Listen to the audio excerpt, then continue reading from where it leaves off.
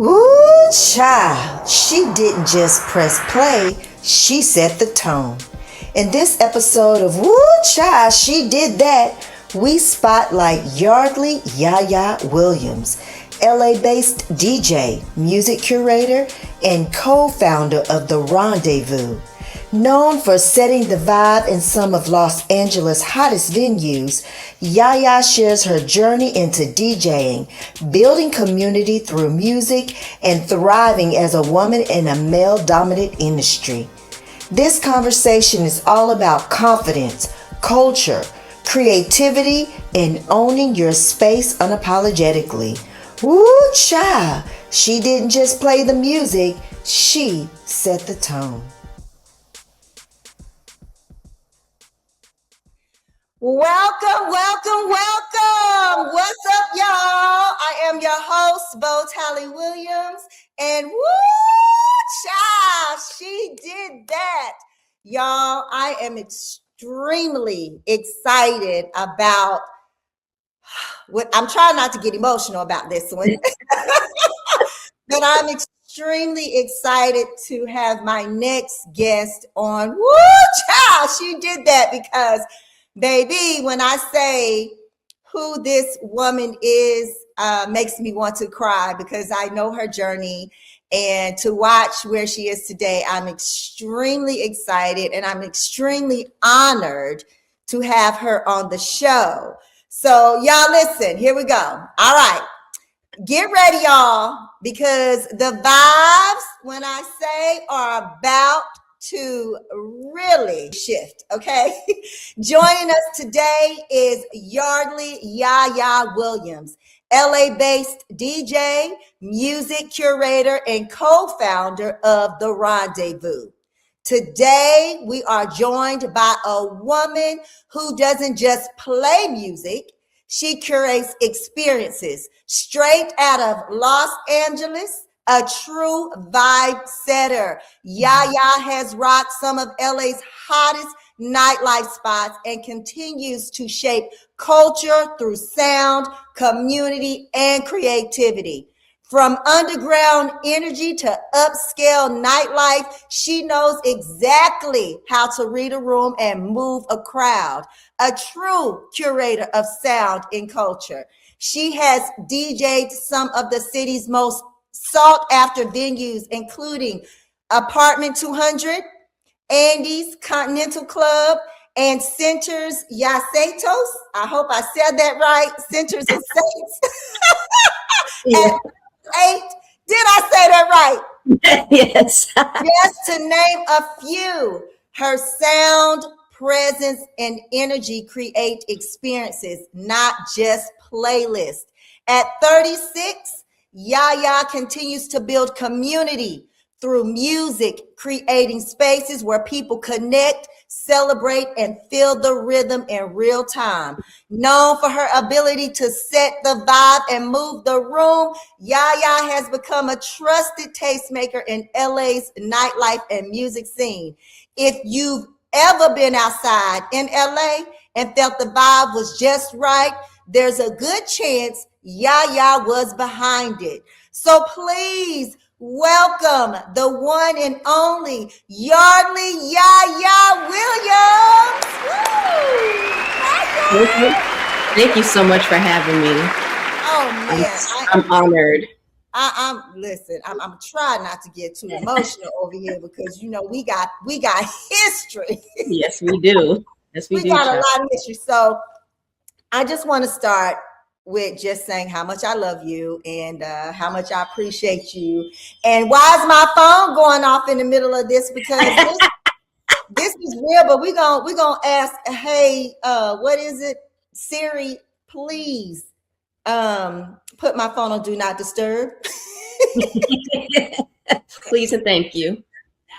Please and thank you. This is real life. I really thought I had this on do not disturb. But all right, y'all, let's get into this. For the people who may know your name but not your story, how did Yaya step into the DJ world? Whew, wow. So I've been working in music for the last, I would say 16, 17 years. I come from a rich family background of people who worked in the industry. My mother, biological mother, worked in the industry. My aunt worked in the industry for a long time. And my grandfather was one of the first Black African American DJs to have his own radio station, not only in the South, but also in Los Angeles. So music's always been around. So really just, I would say probably like around 2024, early 2024, I decided, well, first I was working for a music publishing company in Santa Monica, and unfortunately I was laid off. So the strikes were hitting heavy then, and I was like, you know what? I've always wanted to DJ. People were like, you need to DJ. Why not go full throttle? I'm unemployed. Let me use some of my unemployment checks to, get a DDJ and software. And I did so and taught myself how to DJ for the most part. Learned with some of my peers, like Briggs, who's a big mentor of mine, who's a prominent DJ, not only in Los Angeles, but just in general in the industry. And, he gave me some great pointers and tips, and I've been DJing ever since. So it's been hitting the ground running. So it's been about professionally, I would say 2 years now, about 2 years now since I've been DJing. So it's in your blood. Let's go back to your mom and your family. Let's go a little bit more into that, because it's crazy to hear that your grandfather was the first. I always love a good the first story. And so do you even know where you told the stories behind how your grandfather even got into this? Because that literally set the path for your mom, your aunt, your everyone who has literally, they embody this thing. This is what they do. And now it's like, it's in your blood. And so how did your grandfather even, did he have a background, like his family or anybody that was in music, or was he just that one that thought outside the box and said, hey, this is what I want to do? And then let's get into your mom and like who they might have worked for doing their thing.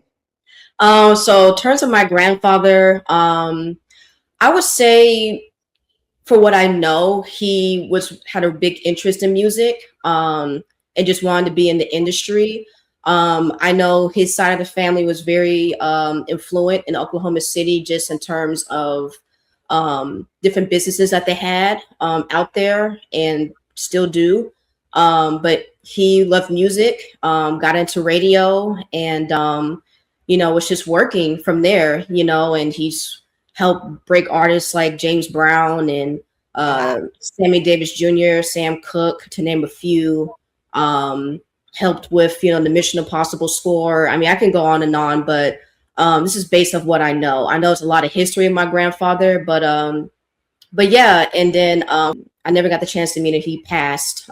They had gotten into the industry, my mother and my aunt, Eileen and Madeline Randolph, and they started out working with people like Quincy Jones, Berry Gordy, John McClane, just countless amounts of people. Brenda Andrews. History.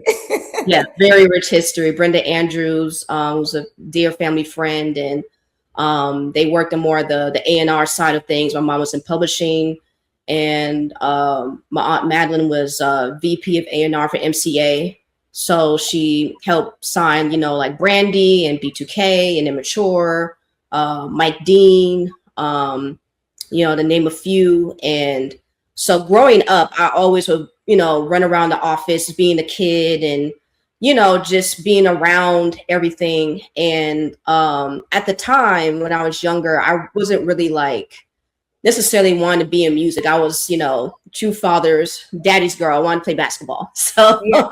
Basketball was my life. At the time I was playing, park league, AAU, school league, you name it. So basketball was my life at that time. But being around my mother and my aunt and just the countless family friends that we have who work in the industry, music was always right there. It was always something that was an outlet for me, listening to music, buying CDs, showing my age. And back then you didn't have iPods or anything like that. It wasn't streaming services. You had to go to the store, buy CDs, buy cassette tapes, Absolutely. and have boom boxes and play, music on there. So that really, Back in my time, it was 8 tracks. right, exactly. So, so I just have a real deep appreciation for music as a whole. So when I decided to get into music professionally, when I was probably like around 18, I knew this is something I wanted to do full time. And my mom and my dad, they were supportive, but at the same time, they were like, you don't want to play basketball? Like, you can get a full ride to this school and that school. And I'm like, just, I'm burnt down on basketball. Much as I love it, I still watch it to this day.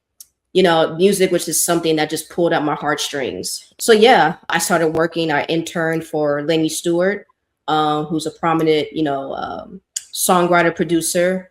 And, my cousin Gage and I both interned for him for about a year. And then from there, just started working my way around different studios. And, I even had my hand in engineering. That's really one thing I really wanted to do was music engineering, recording and mixing.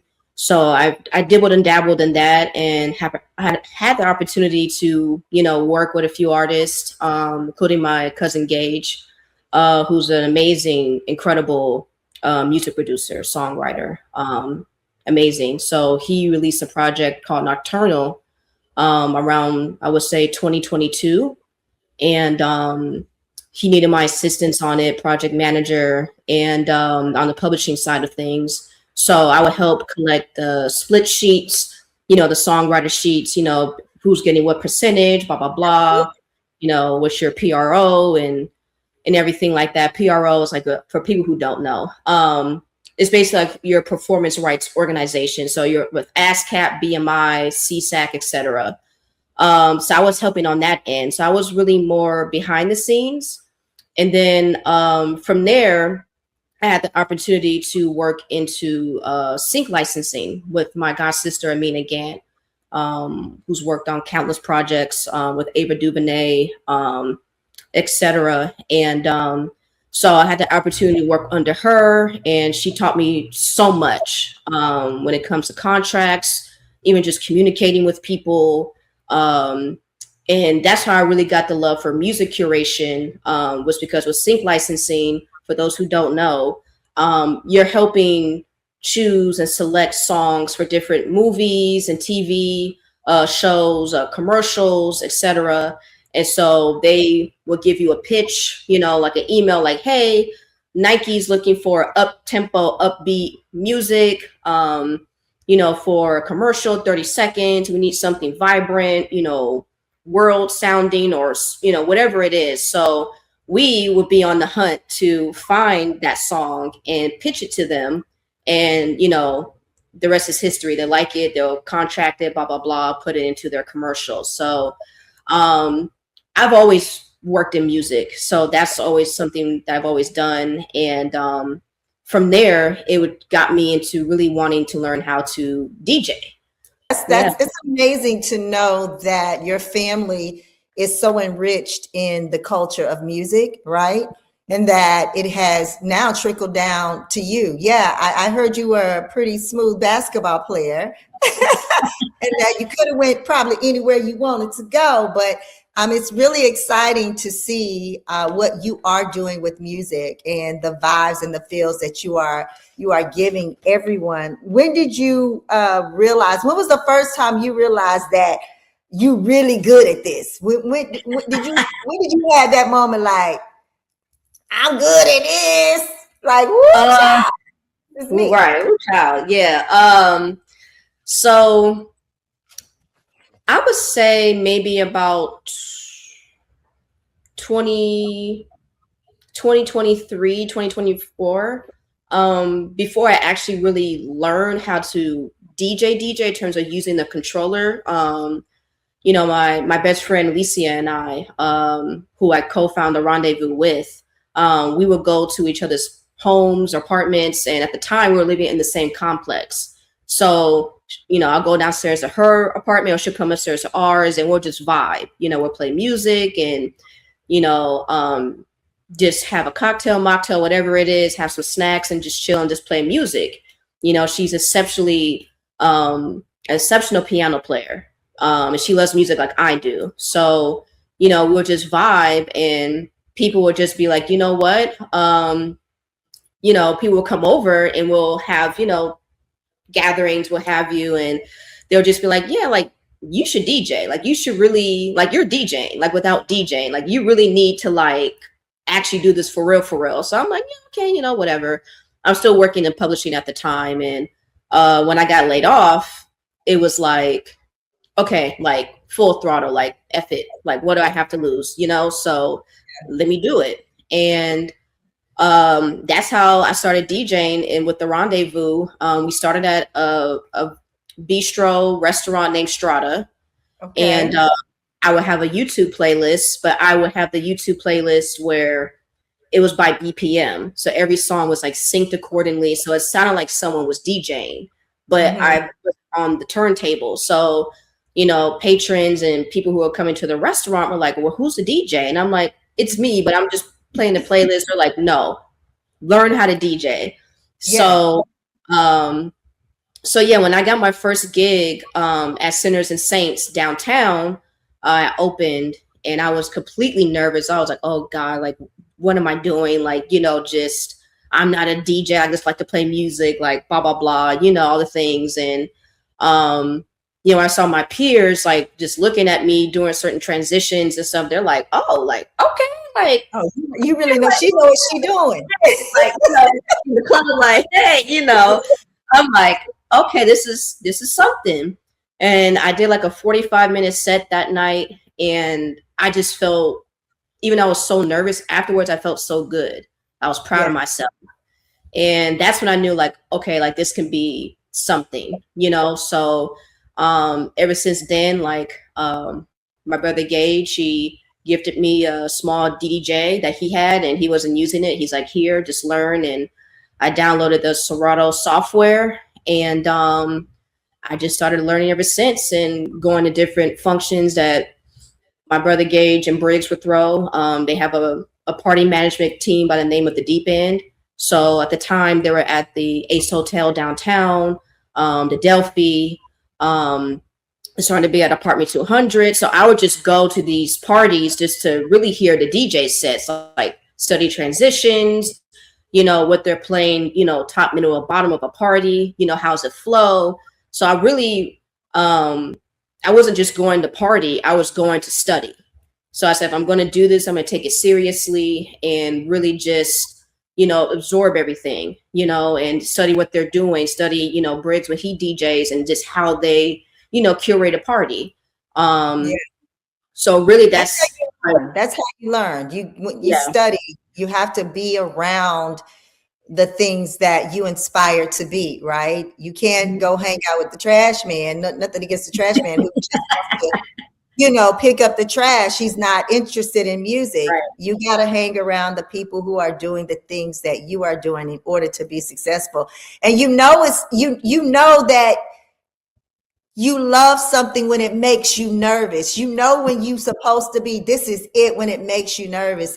I'm doing this and I'm nervous. I love doing what I do, and it makes me nervous every time I get on and speak to any of my guests. So I feel like I know this is what I'm supposed to be doing. And I know you doing this is definitely a part of your journey in life. And one of the things, and many of the things, you're super talented, that I know that you will always do. I mean, I'm just proud that you are doing the things that you love and making everybody feel good doing it. I mean, you have literally DJ'd some of LA's hottest spots. What does it take to really move a crowd in LA? Like, what you playing that's going? Because listen, I was just on your Instagram, and you transitioned out of one song to the next, and I was turned up, and I was like, yes. I mean, it was so smooth. Thank you. I had to play it over and over and over and over again because it was so good. And I can't even remember the song, but I think it was Folded. Mm-hmm. by Kalani, and you transitioned out of something into folding. It was so smooth. So anyway, I just got hyped because Yeah. I had that flashback of that. Yeah, it was I know exactly what you're talking about. So it was there's a Jersey club mix of Anniversary by Tony, That was it. and Yes. they have the A Bay ad libs from Hurricane Chris over it. And it's supposed to, like, it's Jersey club, so it's more up tempo. And so again, I was BPM matching, and I said, okay, even though this fold is more on a slower pace, it's still matching BPM, so I can transition. It's going to sound good.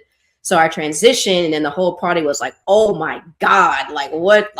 What the hell? Like, this is crazy." So It was a moment for me. Okay. yeah. So if it was a moment for the people that was in the presence of it, and I'm just watching from social media, it was such a moment. So I mean, I think we kind of just said it, you kind of answered, but I mean, you make the crowd do what it do. What does it take?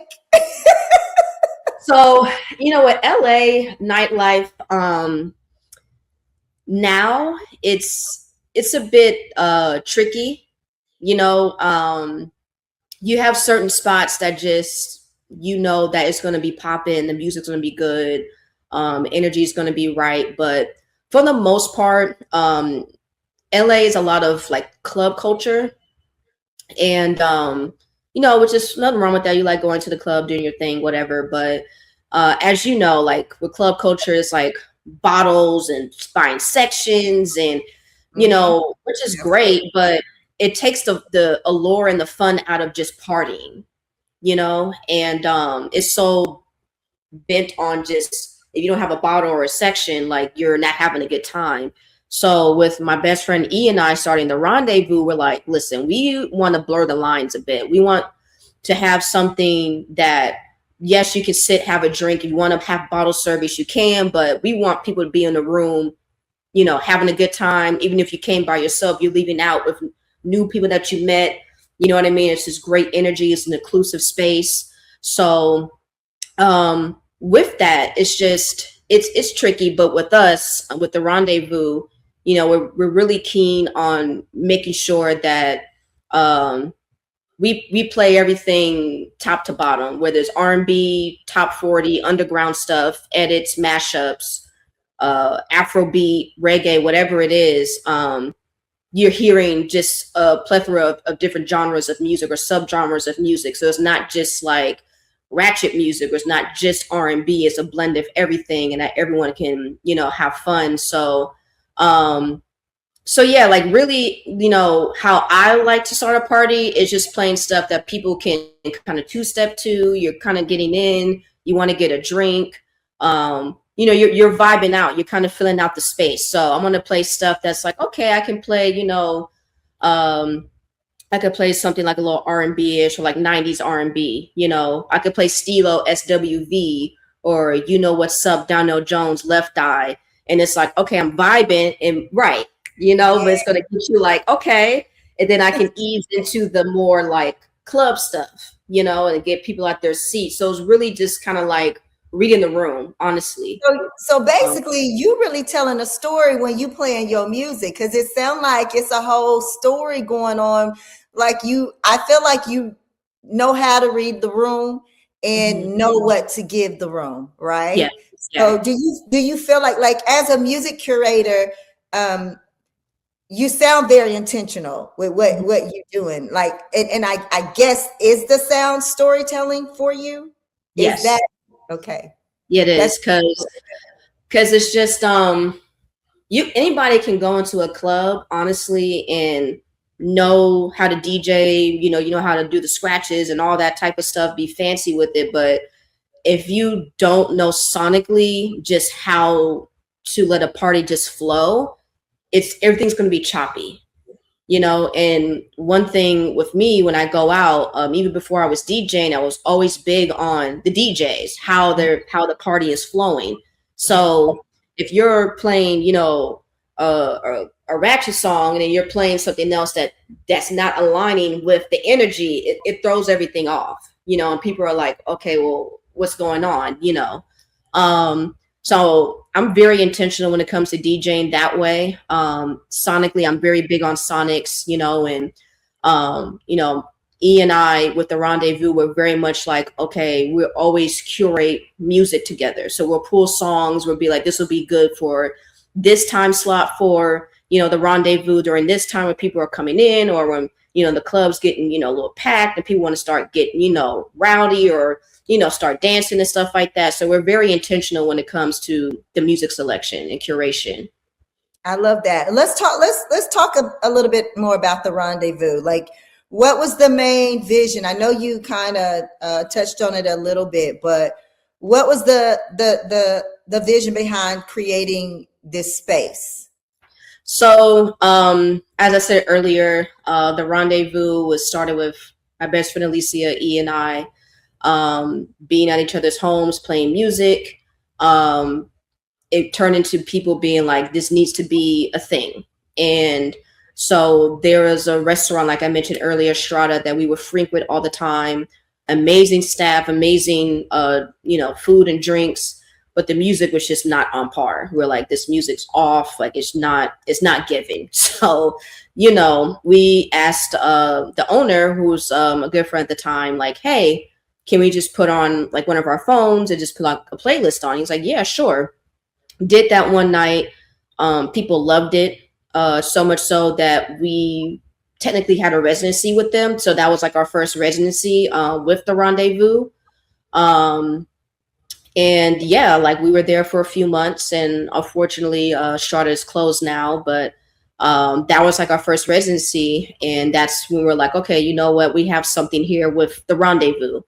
So in between then, we're trying to find a venue or a home base for the Rendezvous. And we had, some suitors that wanted us to, have the Rendezvous there, but contractually and different things, it didn't work out. So we have a friend by the name of Abi, who happens to be one of E's ex-residents, has a gorgeous penthouse. And he's like, hey, I have a penthouse, you guys can have it here. I love what you're doing. Like, just bring everything and good to go. So we started doing like private rendezvous. Like, it was invite only, maybe like 40 people max, because it's still someone's home. So we're being respectful. Absolutely. And but we still come in my house. I don't know you like that. I don't know you like that. So invite only. This is for you, not for you. And airdrop to people and drop locations on. Like, no, they're not going to get in. So, and thankfully where he is in a high rise is concierge. So you can't get past concierge. So, but yeah. But it was very tasteful and tailored to where people just had an experience, and we had a bartender there making craft cocktails, and I would DJ, and you was fancy with it. Oh yeah, like we had a whole setting a whole experience. Yes, sure. I love that so much, because when people feel like they're creative and they think they're coming up with something, they're just doing, like you said earlier, anybody can come into a spot and be a DJ, but it's the storytelling behind it. It's the knowing how to read the crowd and give the vibe. That's what makes a really good DJ. And it really sounds like you have put your mark on this DJ. Okay, life that you have created for yourself, and I love it so much. I mean, to the point that I'm excited. I have not been able to witness your DJing in person, but I've seen you, I follow you, I repost you, because I'm super proud of any woman really stepping into a world where sometimes we're not the ones that they want to be there, or they don't take us as serious. So to see you excel in the way you have is such a beautiful journey to watch. And I'm glad you're sharing it with the world, because I know you were private on your social media, but I think the world needs to know who Yaya, DJ Yaya is. There's a lot of female DJs out there, and I feel like you all don't get the credit that you need. And hence why I started this show, Whew Chileee, She Did That, because there's so many amazing women like yourself that are just really setting the bar for everybody just to step out their shyness or their comfort zone and just do what they feel that makes them nervous. Whatever makes you nervous, that's what you need to be doing. Absolutely. Because Absolutely. you really want to give your time, your all, your everything to make it be the best it needs to be. And let's get into what has your experience been as a woman DJ, which I was just mentioning, in a male-dominated industry? So, my experience, I would say for the most part has been pretty good. Just because I've had so many of my peers who are like male DJs who really just look after me. Like I mentioned before, like Briggs, who's not only a like family but a mentor of mine, and he's very very intentional, with whoever he surrounds himself with. And me being around and, being with my brother Gage, like they don't play about me. So they don't play about any of the women around them, but in terms of me and being a female DJ, they always make sure that, if they have an opportunity for me to open or to do a DJ set for anything, they're going to be like, hey, we got you. You know what I mean? And when I DJ'd at Andy's, which is Anderson .Paak's venue in West Hollywood, he could have had anyone, DJ for that night, for that Sunday. And he chose me, because he believed in me. He saw the growth in me. And, he was just like, I represent, you and all the women DJs out here. Like, you're really just on the up and up, and I'm proud of you. And I want to, be able to give you opportunities. And that means a lot, So really, I've been fortunate enough to have fairly great experiences as a female DJ. Now, of course, you have people who are in the club and they kind of like look at you being like, oh God, like you can really DJ. I was going to ask you, I was about to ask you, have you ever had to prove yourself, like in these rooms where people might underestimate you? Like, have you ever that experience? Like, have you ever had to prove yourself to where people underestimate you? I had with Apartment 200. The first couple of times I was DJing at Apartment 200, I was opening. I really had to prove myself because I was one of the at the time one of the premier nightlife spots, especially on a Saturday. Mm-hmm. And so for me, I had a couple prominent DJs who coming up and kind of like checking like my setup out. And at the time I was on a DDJ. I wasn't on a CDJ, and which are the big turntables that you see in the club. I was on like my little controller. So they're kind of looking like, all right, like whatever, like she DJs, like that's cute, but once they started to hear my transitions and my ear and how the crowd was moving and things like that, they were like, okay, like, mad respect. And especially right. with, my brothers behind me, they knew like, okay, I can't be too disrespectful. I'm going to get packed out. So, but I've had those moments and I just kill them with kindness and play my music and, kind of just kept my head down and just been like, I'll prove to you through what I'm doing. You know what I mean? And so, I would say, those couple moments for sure, DJing Apartment 200, I had them, but it wasn't anything too crazy. It was just kind of like a little snicker, a little look. And I'm like, all right, bet, watch this, and I had let me show you. Let me cook. So there you go. Is that what it is? Let me cook. And I did that, and they were like, okay, like dap me or something, like much respect. And once they started to see like who I'm with, and the respect they have, they were like, oh, let me just pump the brakes a little bit. Mm-hmm. Yeah, it's unfortunate that we as women get that, right? The minute we step into a room, into a space that most are not used to seeing us in normally, DJing, whatever that may be, right?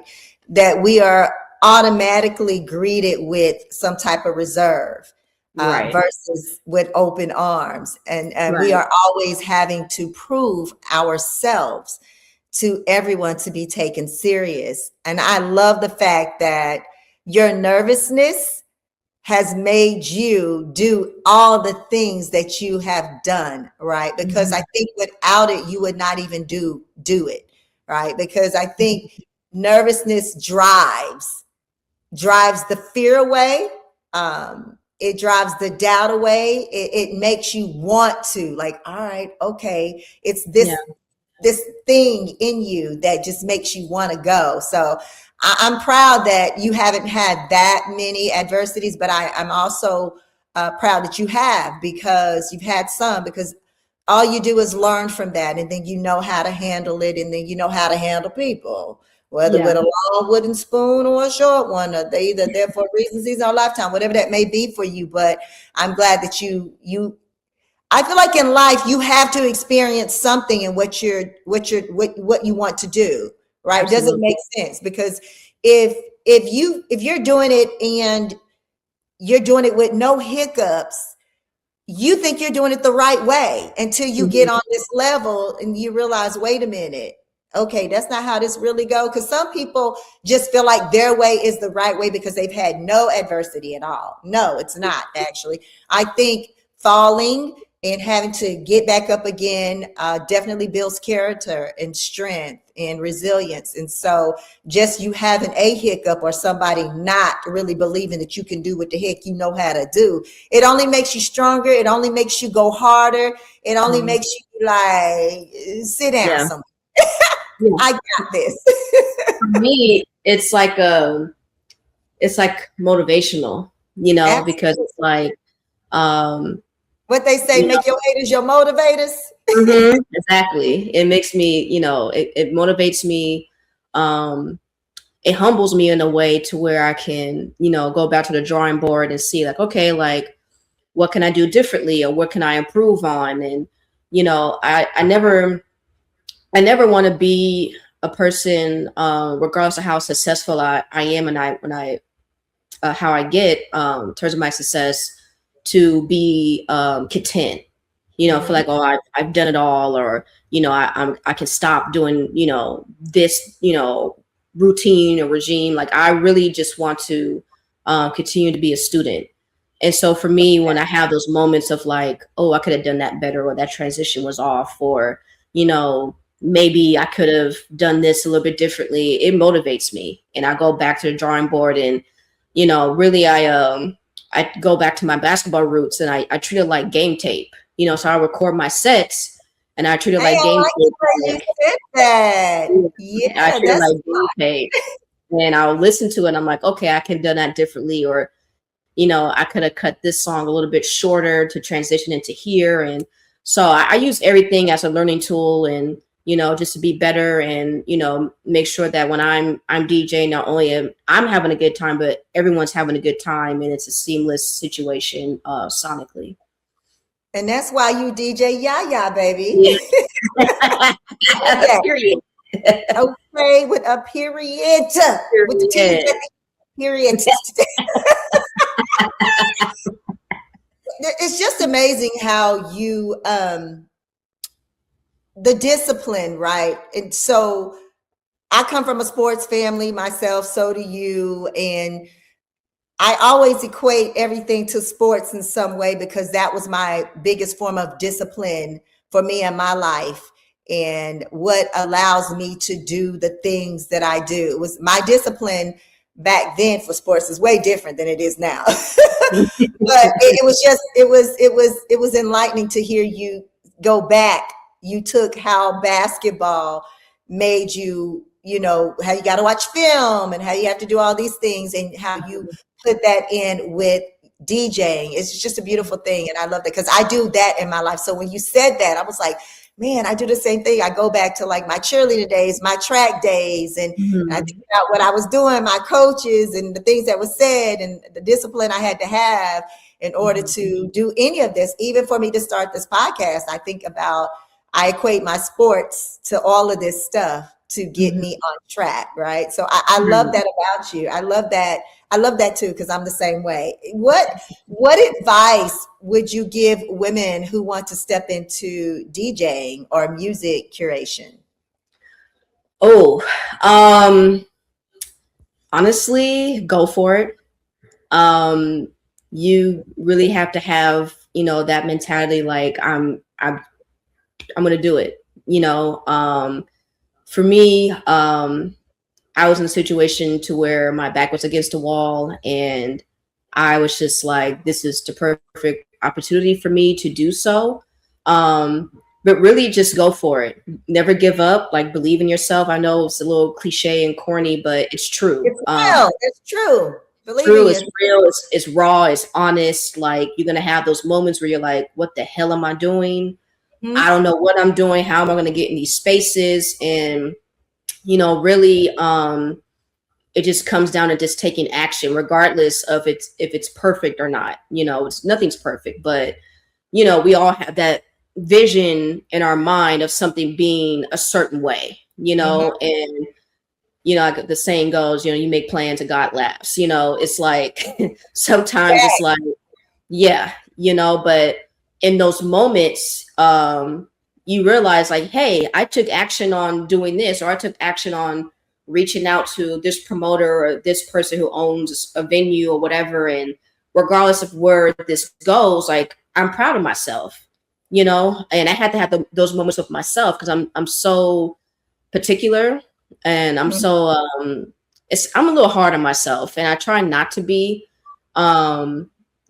just having, parents who were just very much just like strict cookie cutter, especially a father who was a coach, always had things organized and pre-planned and on time, and the whole Coach Carter line, if you're on time, you're late, if you're early, you're on time. So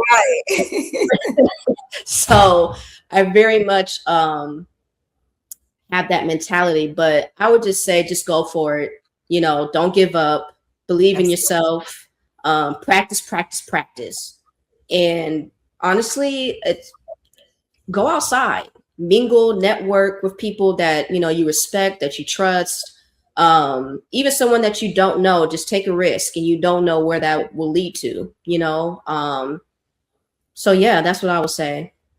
I love that advice. It is very much, like you said, cliche, when people feel like it's cliche when you say just do it, it's true. You have to start somewhere. You have to start somewhere. And if you fall in the midst of it, that's what it's about. You learn from those falls. You learn how to get back up and start again. And you're going to have times in life where you could be on the high and then be on the low, right? But it's about you really loving and believing yourself to be able to get back up and start again. I love that advice, because, honey, the girls need it. We all need it. Despite if they heard it, they're going to keep hearing it, because they need to be inspired. They need to be motivated. They need to be pushed by women like you, because there's a young lady that's going to watch this and start because you gave her that advice, right? And so I love you for that advice. Well, we're going to get into some woo child moments of your life, okay? Okay. All right. What's been a moment in your career where you stepped back and said, woo child, I did that? Ooh, Where you like, I can't believe yeah, I mean, I would say right now,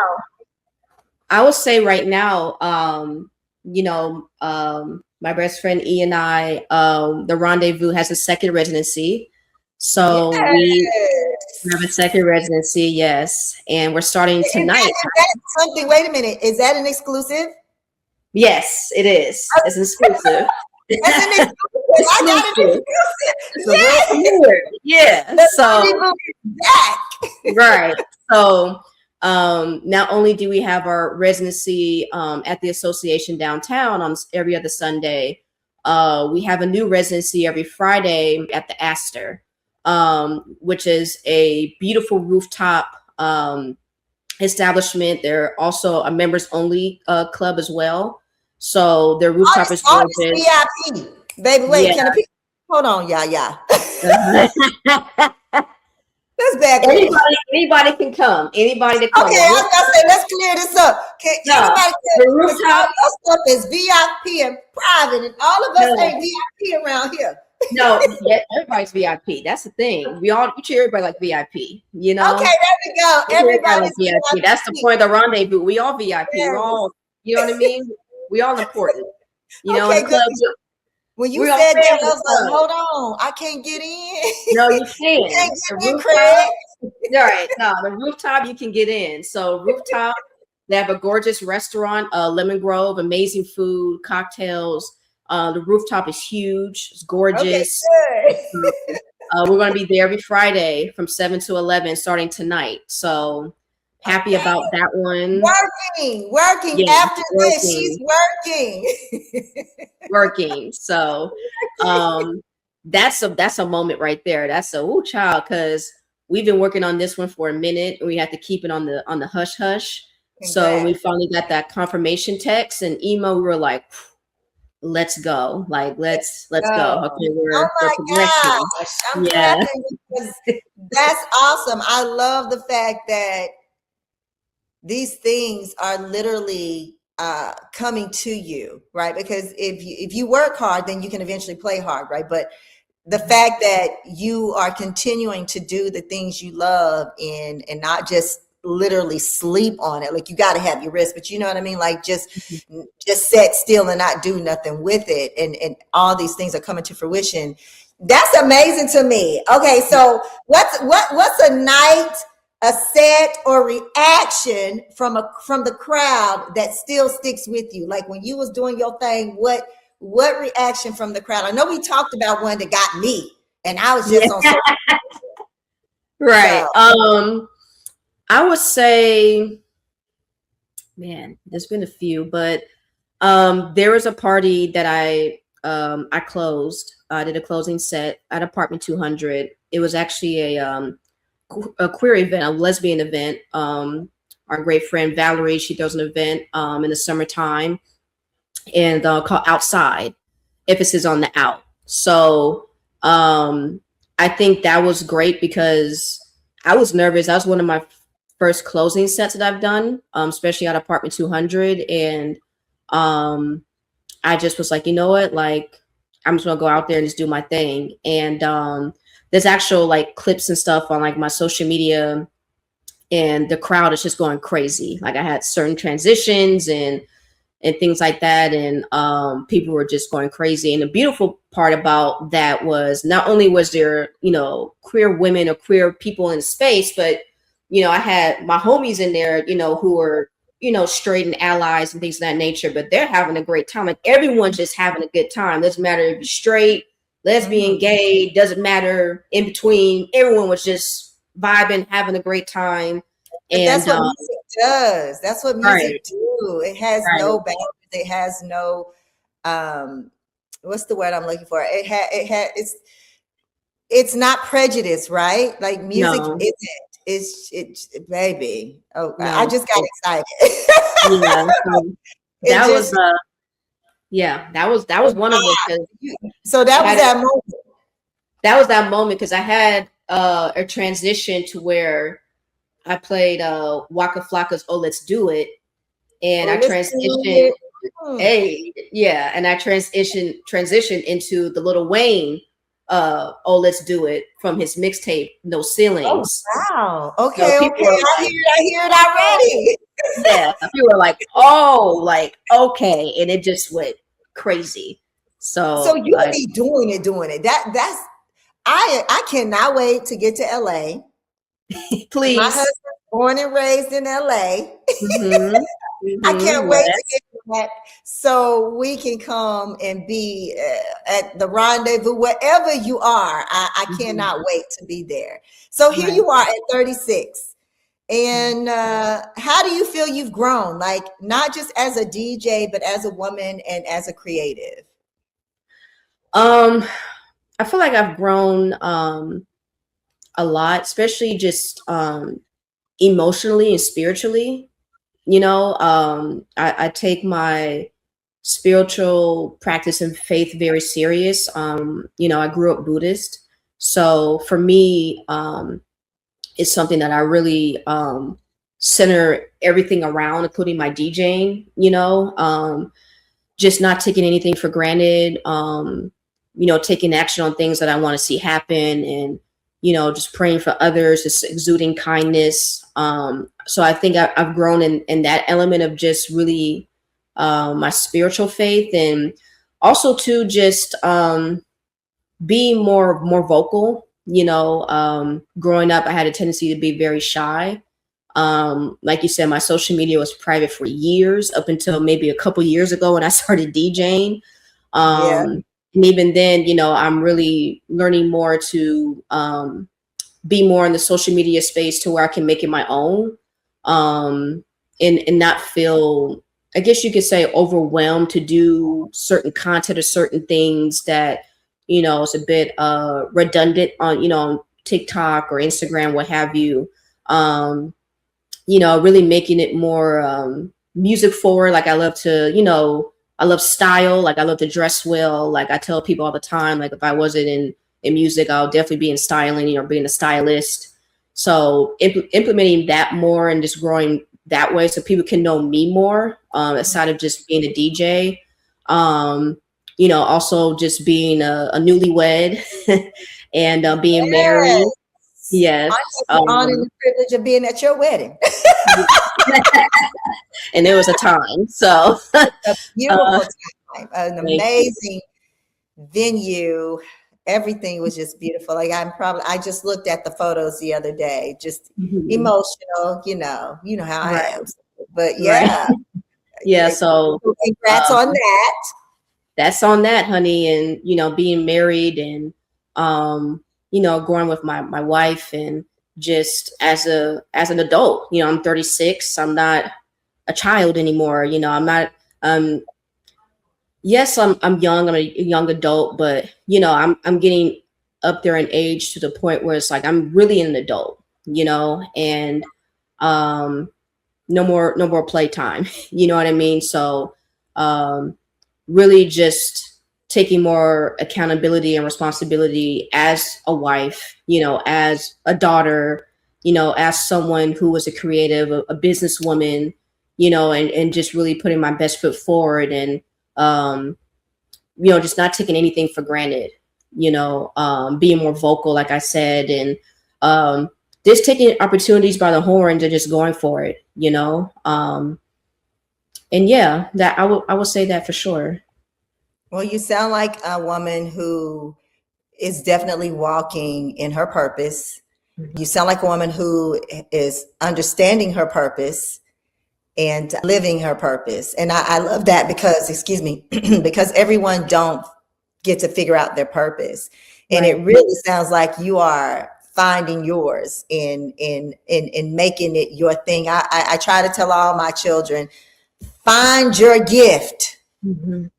And when you find your gift, you'll be able to do anything you want. And whether it's money, travel the world, once you find your gift, which is your purpose, Mm-hmm. life will be what it needs to be for you. You won't want and worry and care about anything ever. And I love the fact that you have a beautiful gift that is shaping and changing and setting the tone for not just the people in your presence, but everybody around the world. I always tell people, don't worry about social media if you don't have the numbers. Somebody's seeing you. Mm-hmm. Somebody is seeing you, and Right. you are somebody's soul. Like you touch mine, I'm still stuck on that whole experience I had. And so that was one of the reasons, and many others, that I was like, I have to have her on my show, because if she did that for me, I can only imagine, and I'm watching it on social media, I can only imagine what she's doing, for the people. So, girl, when I say girl, Mhm. woo! Okay, so we're gonna get into some rapid fire questions, and we're gonna close out your interview. So when I say they're rapid fire, they're rapid fire. Okay. Okay. All right. So here we go. Your favorite era of music? 90s. Okay, mine too. 80s. I'll go 80s. Okay. Go to track to reset the vibe. Ooh, reset the vibe. Wow.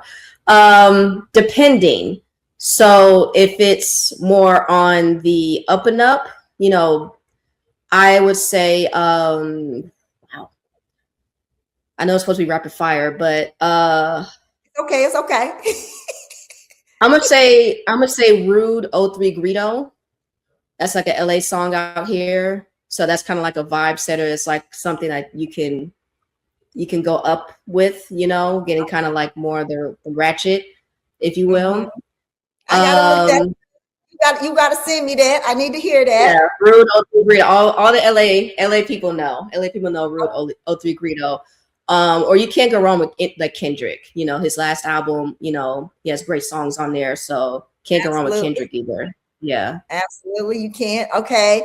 Crowd energy or sound quality? Sound quality. That's the engineer in me. Mm-hmm. Okay. Vinyl or digital? Both. Both. Both. Can I say both? Yes, you can say both. You can say both. Your rapid fire question. Okay. Day party or night or late night set? Day party or late night set? I'm going to say both, but I do love a great day party. So day party. Okay. One word that describes Yaya. Authentic. Okay. If you could take a dream vacation, where would you go? Italy. Love it. Okay. So I love Italy. All right. This interview has been so inspiring, and I learned a lot about your family history that got you into where you are today. And I think that's totally amazing because it is definitely in your blood. Ain't nothing you can do about it. And so I'm really honored. I'm almost speechless because I'm walking away with this learning so much about you that I didn't know, and it makes me happy. So we're going to close this out. And I know I asked you, what would you tell women? But what would you just tell anyone who's chasing their creative calling, but feeling unsure? And what would you tell them right now? Like, I will tell them right now, we have a saying in my Buddhist practice is always darkest before the dawn. So, yes, things might seem unsure, or, whatever it is that you're going through, just know that it's all pivotal for your growth, for your success. And, people are going to be watching your journey, your come up, and be inspired, to do the same. So yeah, don't be afraid of the darkness, because it's going to lead you to the light and where you want to be. It is everything has a purpose, the good and the bad. So, really the bad is all just lessons that you learn from and take from and run with it. So yeah. Good. I love that. Good inspiration. Y'all better take what Yaya just said and apply it to your lives, and make life what it needs to be for you, right? And not anyone else. And whatever your purpose may be, make that your reason why, And so, but I am honored that you are able to be a part of Whew Child. She did that. Let the people know where they can find you, follow you. Again, let them know the address to the rendezvous. Yes. So, Yes, so you can find me on Instagram, TikTok. My at name is Yayeezay, so Yayeezay. So that's on Instagram and TikTok. You can also follow, especially the Rendezvous. So on Instagram and TikTok, it's at the Rendezvous LA. You can also follow my business partner E as well, E Bang Keys. So she's a co-founder of the Rendezvous. So we're at the Rendezvous every other Sunday from 9 p.m. to 1 a.m. We have happy hour from 9 to 10:30 p.m. So we'll be back on February 15th for All-Star Weekend here in LA. So that's going to be a big one. And now we have our new residency with the Astor, Lemon Grove in Hollywood on the rooftop. So that's every Friday this February from 7 p.m. to 11 p.m. And that's going to be a vibe.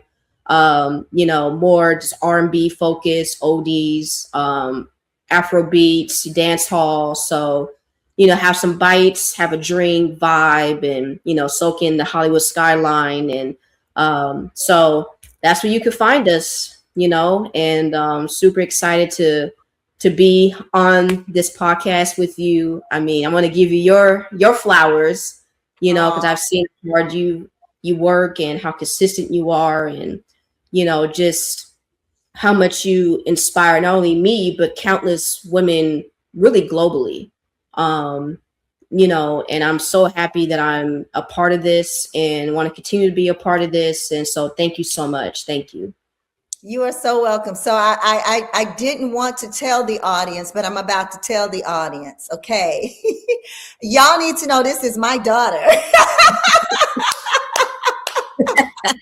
Yes, I was not going to not have my own daughter on my podcast because she is an amazing young woman who has done so many amazing things. And I've watched her grow from a young lady to an adult. And it's just been amazing to watch the good, the bad, and the ugly of it all. I am truly blessed that you are a part of my life. I really am. I tell people you my partner in crime.